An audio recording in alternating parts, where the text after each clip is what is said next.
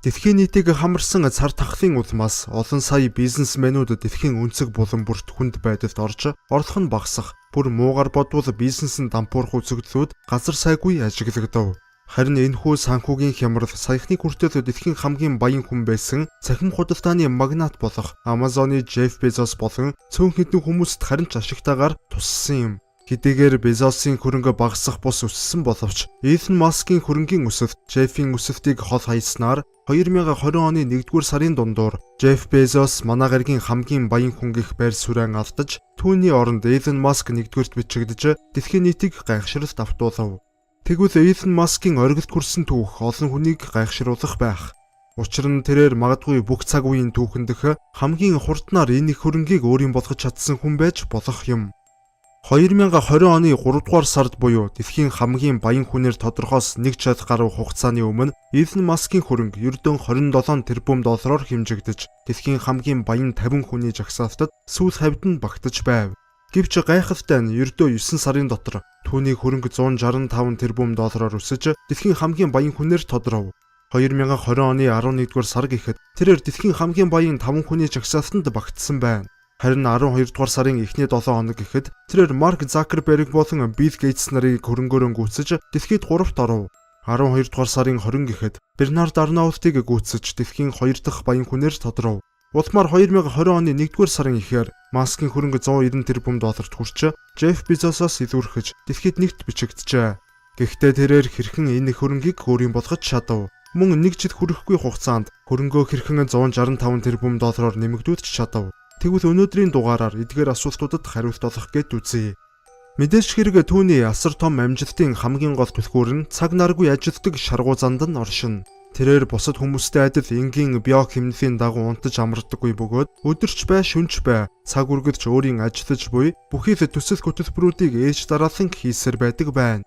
Musk-ийн цахилгаан машины компани болох Tesla анх 2003 онд үйл ажиллагаагаа явуулж эхэлсэн ч 2020 оноос л анх удаа ашигтай ажиллаж эхэлжээ.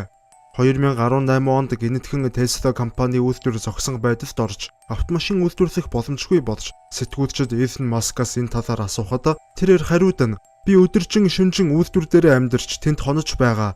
Бүх зүйлийг хэвийн болгох хүртлээр 2 хөл дээрээ алхах өөрийн бүхий л цаг хугацааг би энэ ажилдаа зориулах болно хэмээн хариулжээ. Үнэхээр ч тэрээр тухайн үед өөрийн үйлдвэр дээр ажиллаж амьдарсаар асар богино хугацаанд Tesla-гийн хэвийн горимд нь оруулж чадсан байдаг. Энэ явдал нь түүнийг хичээнгүй мөн хийж буй зүйлдээ өөрийн бүхий л сэтгэл мэдрэмж оюуныг дайчилдаг болохыг харуулж байгаа юм. Мэдээж хэрэг ийм дадал зуршил хандлаггүйгээр Musk хизээч дэлхийн хамгийн баян хүн болохгүй байсан болов. Үүнээс гадна ер нь хямгаач байсан ямар ч хил ам татлаа түтлээгүйгээр түүний хүрсэн өндөрлөгт хүрнэ гэж хизээч байхгүй. Түүнийг хэд хэдэн удаа шүүхэд татан буруутгасан бөгөөд шалтгаан нь бүгд найрамдах ардчилсан Конго улсад орших машины түүхийд болох кобальтын уурхад насанд хүрээгүй хүүхдүүдээр ямар ч аюулгүй байдлын шаардлага хангаагүй нөхцөлд албатан хөдөлмөр эрхлүүлж олон хүүхдүүдийн амь насанд хүрсэн гэж буруутгажээ. Мөн өөр нэгэн маргаан гэвэл тэрээр байгууллагынхан үйлдвэрчний эвлэлийн үгийг огт сонсдоггүй явдал юм.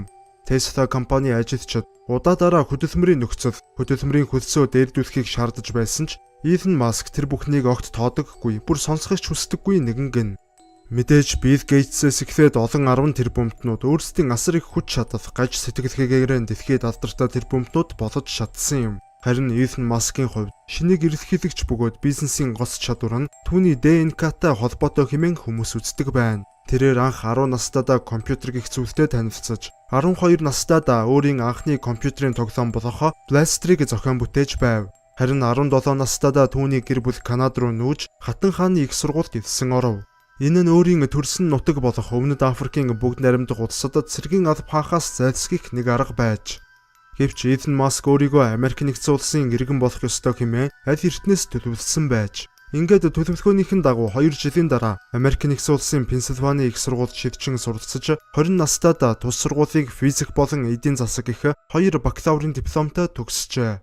Улмаар Elon Musk Стэнфордын их сургуульд эдсэн орж эрчим хүчний физикийн чиглэлээр суралцах болсон ч хичээлдээ ердөө 2 хоног суугаад сургуулаа хаяж өөрийн бизнесийг эхлүүлэхээр шийдсэн гэдэг.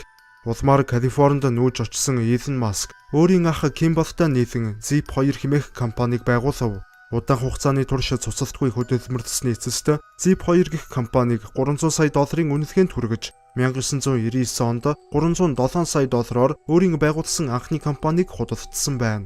Гэвч Маскын хувьд уг багахан амжилтандаа сэтгэл ханахгүйгээр илүү том амжилтын төлөө үргэлжлүүлэн зүтгэж эхэлсэн юм. Түүний дараагийн сууд санаа бол X.com байв. Энэхүү програм нь цахим төлбөр тооцооны хэрэгсэл бөгөөд хожим нэрээ PayPal болгон өөрчилсөн юм. 2002 он бол түүний хувьд нэлээд чухал жил болов. Учир нь тэрээр удаан хугацааны турш мөрөөдөж байснараа буюу Америк нэгдсэн улсын иргэн болж паспорт гардан авчээ. Мөн тухайн онд PayPal-ыг eBay-д худалдсанаар анхны тэрбум долларыг олсон байна. Тэрээр PayPal-ыг 1.5 тэрбумаар худалдсан байна. Гэвч Маскын сэтгэл үгээр хансангүй. Түүнд бүр илүү том мөрөөдөл байв. Хэрв хангалттай мөнгө олж чадвал бүхий л амьдралынхаа мөрөөдөл, өөрөөр хэлбэл зорилгыг биелүүлэх боломж бүрдэхээр байлаа. Тэр мөрөөдөл нь ангаргийг колончлох ажиллагаа юм. Тэрээр Twitter-ээр дамжуулан олон нийтэд хандан би өөрийн мөнгөний тал хэсгийг дэлхийд дээрх асуудлуудыг шийдэхэд зарцуулна. Харин үлдсэн мөнгөө би манай гариг дээр амьдардаг бүхий л амьд амьтад амьдрах боломжтой, өөрийгөө хүчил төрөгч усаар хангах чадамжтай хотыг ангараг гариг дээр байгуулахад зарцуулна. Ингэснээр дэлхийн 3 дугаар дайн болж хүн төрлөختөн дэлхийн гаригийг сөнөөсөн ч тэр аврах солир ирж соёл иргэншлиг мөхөөсөн ч ялгаагүй дэлхий дээрх бүх амьдрал мөхөлгүйгээр цаашид үргэлжлэх боломж бүрдэх юм хэмээн мэдэгдэж байсан удаатай.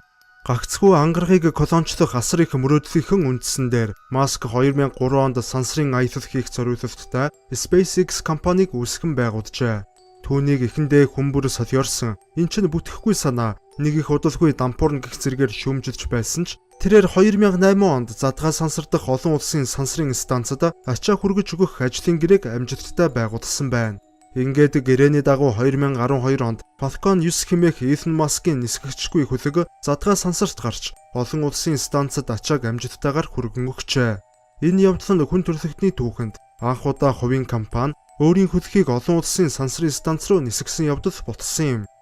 Энэ мэтээр ангаргийг колончлох явдал мөн SpaceX компани зэрэг нь хүн төрөлхтний хувьд илүү хувьсгалт шин санаа болж тодорсон бол түүнийг энэ амжилтанд энэ их эд хөрөнгөнд хүргэсэн гол нууц нь ердөө Tesla компани байв. Тэрээр PayPal-ыг зарсан мөнгөөрөө анх 2003 онд Tesla компанийг үүсгэн байгуулжээ.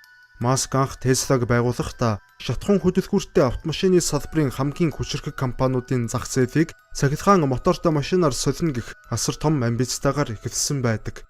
Мэдээж ихэнх хэсэгтээ Tesla-гийн борлуулалт тийм сайн байгаагүй ч хүн төрөлхтний амьдралын хэв маяг 21-р зуунд дэндүү хурцтай хувьсан өөрчлөгдсөөр түүнийгээ даган цахилгаан машины шаардлага өсөж улмаар 2017 он гэхэд Tesla компани General Motors-ийн байр суурийг эзлэн авч Америк нэгдсэн улсын хамгийн үнцэнтэй автомашин үйлдвэрлэгч компани болон хувирчээ.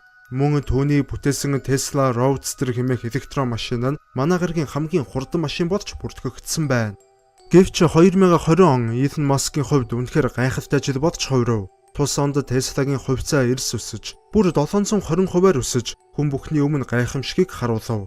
Үүгээр зогсохгүй 2021 он гараад эхний 7 хоногийн дотор гэхэд хувьцаа нь нэмж 20% өсснөөр Elon Musk-ыг дэлхийн хамгийн баян хүн болгон хувиргажээ.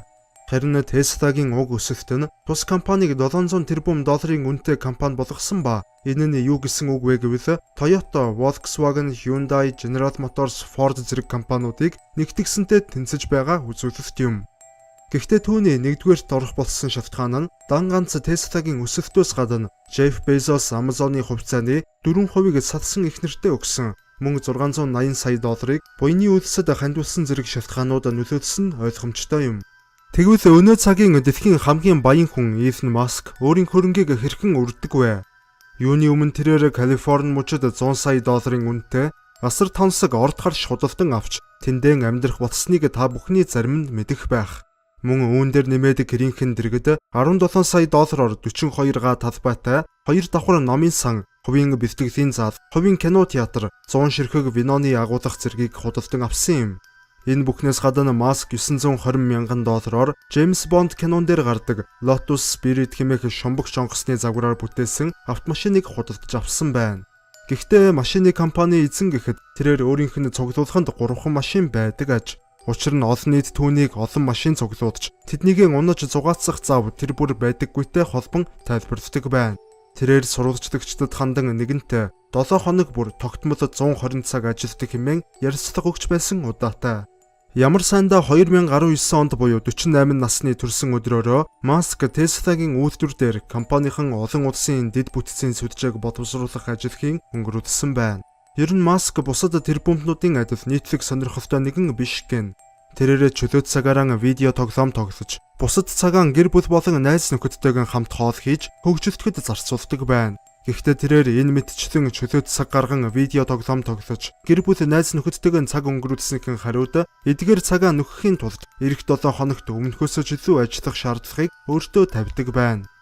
Ямар ч тач инхүү Илон Маск дэлхийн хамгийн баян хүн болж чадсан боловч энэ байр суурийн хэр удаан хатгаж үлдэхийг түүний агуу том мөрөөдөл буюу амьд ахуйд ангараг гаригийг колончлох санаанууд гээд энэ бүхний хариултыг гагцхүү цаг хугацаа харуулна. Ямар ч тач Илон Маск бол энгийн нэгэн хүн яавч биш юм.